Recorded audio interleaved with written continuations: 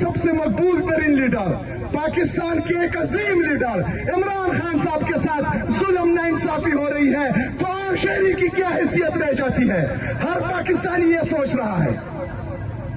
اداروں کو سوچنا ہوگا، عدالتوں کو سوچنا ہوگا کہ یہ پاکستان کو کس طرف لے کر جا رہے ہیں۔ یا تو بول دیں کہ پاکستان ان چوروں، لٹیروں، ڈاکوں کا ہے جنہوں نے ملک کو تباہ کر دیا، جنہوں نے ملک کی معیشت کو تباہ کر دیا، جن کی وجہ سے ہمارا نوجوان بے روزگار ہے، جس کی وجہ سے کسان خودکشی کر رہا ہے، جس کی وجہ سے نوجوان ملک چھوڑ کر باہر جا رہا ہے، جس کی وجہ سے ہمارا انڈسٹریلسٹ ملک سے پیسہ لے کر باہر جا رہا ہے۔